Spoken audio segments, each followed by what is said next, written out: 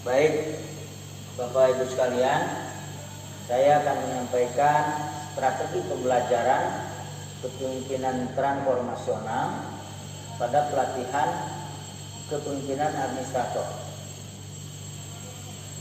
Sebelumnya izin saya memperkenalkan diri melalui biodata ini. Nama Darmawan, pangkat terakhir Pembina Utama Muhammadiyah 4D, jabatan Widyaswara Ahli Utama pada instansi BPSDM Provinsi Kalimantan Barat. Mari kita mengapa kepemimpinan transformasional. Kita awali dari tantangan birokrasi ke depan. Adanya tantangan internal berupa pelayanan publik yang makin baik yang dituntut oleh masyarakat. Sedangkan tantangan eksternal berupa globalisasi yang memang tidak bisa kita hindari akan terjadi di masa depan. Maka dituntut pemimpin yang lebih baik, yang transformasional, yang adaptif, atau pemimpin yang siap menerima berbagai perubahan di masa depan. Deskripsi singkat dari mata pelatihan ini adalah membekali peserta dengan kemampuan mengimplementasikan kepemimpinan transformasional melalui berbagai materi di dalamnya, meliputi konsep dasar kepemimpinan transformasional, konsep dasar coaching dan mentoring, serta mensimulasikan dan merefleksikan kepemimpinan melalui coaching dan mentoring. Sedangkan kompetensi dasar yang diharapkan dari mata pelatihan inilah peserta mampu menerapkan kepemimpinan transformasional dalam menjalankan tugas dan perannya sebagai pemimpin jenjang administrator sehingga mampu menghasilkan kinerja yang lebih tinggi. Indikator hasil belajar dari mata pelatihan ini, maka peserta pertama dapat menjelaskan konsep dasar kepemimpinan transformasional, kedua menguraikan kembali konsep dasar coaching dan mentoring, dan ketiga melakukan simulasi kepemimpinan transformasional melalui coaching dan mentoring. Overview dari mata pelatihan ini terbagi ke dalam 3 subbahasan pokok.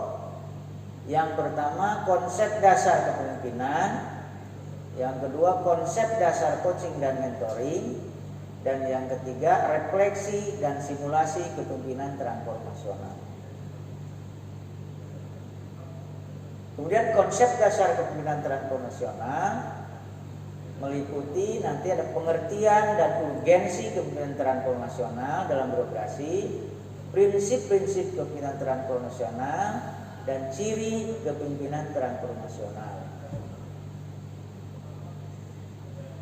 Yang kedua konsep dasar coaching dan mentoring, nanti ada beberapa sub materi di sini. Yang pertama pengertian, tujuan dan prinsip-prinsip coaching dan mentoring, kemudian peran dan karakteristik coach dan mentor, serta teknik-teknik coaching dan mentoring.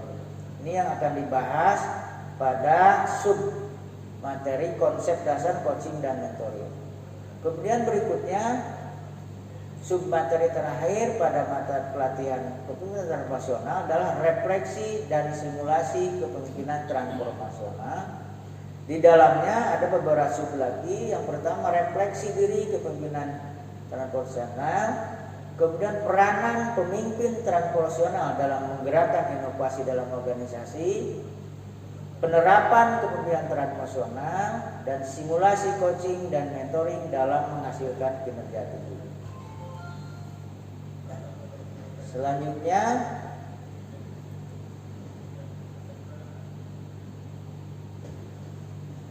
materi ini akan disampaikan beberapa penyajian, diawali dengan pendahuluan, kemudian penyajian pertama menjelaskan konsep dasar kepemimpinan transformasional, penyajian ketiganya menjelaskan konsep dasar coaching dan mentoring, dan yang ketiga penyajian simulasi dan refleksi kepemimpinan transpersonal melalui coaching dan mentoring, diakhiri dengan penutup. Bagian pertama pendahuluan, metode yang akan digunakan adalah ceramah, curah pendapat, dan diskusi interaktif. Di dalamnya terdiri dari diawali dengan perkenalan dan salam antara fasilitator dengan peserta, kemudian menciptakan suasana kelas yang kondusif, menguraikan tujuan pembelajaran, menjelaskan peran mata pelatihan dalam pembentukan kompetensi pimpinan administrator, kemudian menjelaskan keterkaitan antara mata pelatihan ini dengan agenda 1 dan agenda 2, serta menjelaskan secara global, secara umum materi kepemimpinan transpersonal. Peserta merespon dan mengikuti aktivitas, menyiap dan mencatat. Alokasi waktu kurang lebih 45 menit nanti 1 JP. Berikutnya penyajian 1 menjelaskan tentang konsep dasar kepemimpinan transformasional. Metode yang akan dilakukan adalah ceramah, curah pendapat, dan diskusi interaktif,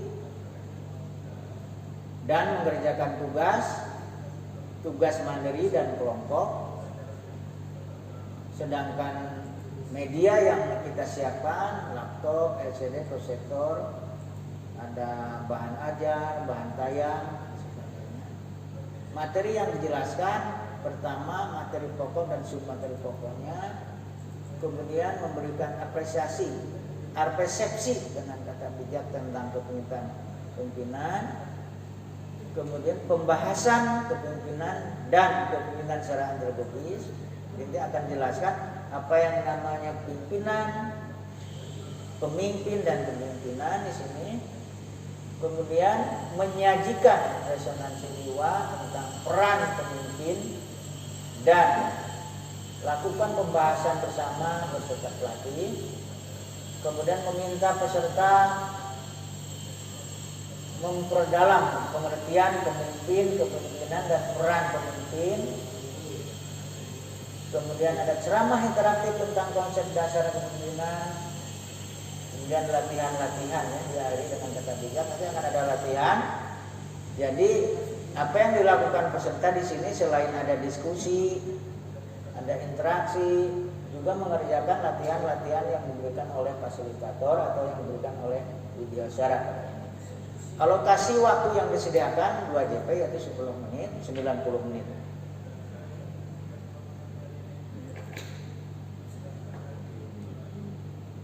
Penyajian 2. Selanjutnya kita masuk ke penyajian 2, menjelaskan konsep dasar coaching dan mentoring.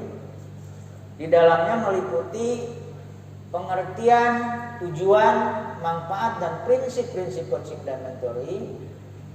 Di situ di dalamnya terkait dengan ada teknik-teknik, memberikan apresiasi, curah pendapat, ceramah pendek, internalisasi terkait dengan materi pokok di atas.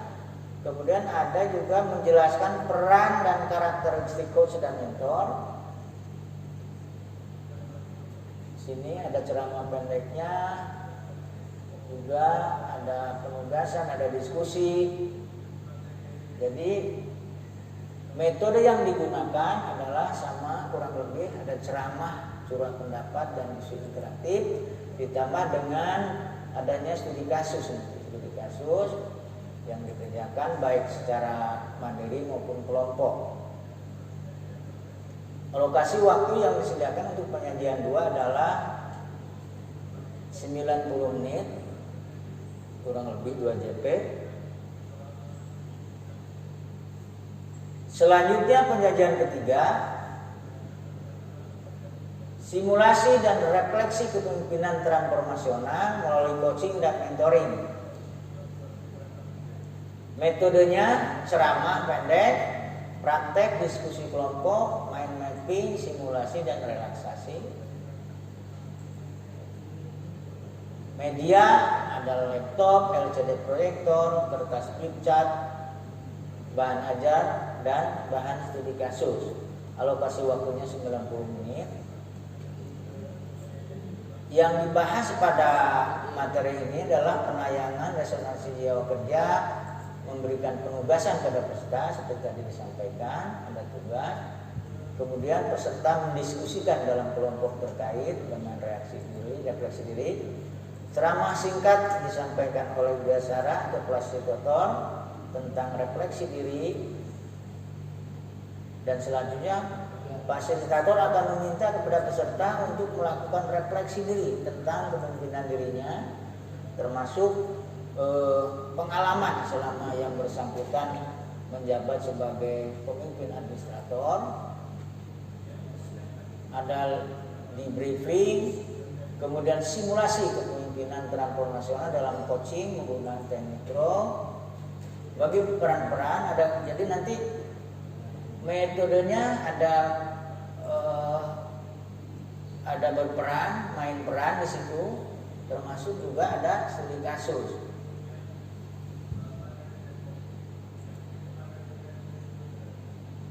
Yang terakhir adalah penutup. Apa yang dilakukan pada kegiatan ini adalah membuat rangkuman bersama antara fasilitator, Biasara dengan peserta, evaluasi materi, meminta umpan balik peserta, selanjutnya memberikan salam masing-masing antara peserta dengan fasilitatornya. Metode yang digunakan adalah ceramah, surat pendapat, dan diskusi interaktif. Alatnya sama, laptop dan sebagainya, dan alokasi uang diperlukan adalah 40 menit atau 1 GP.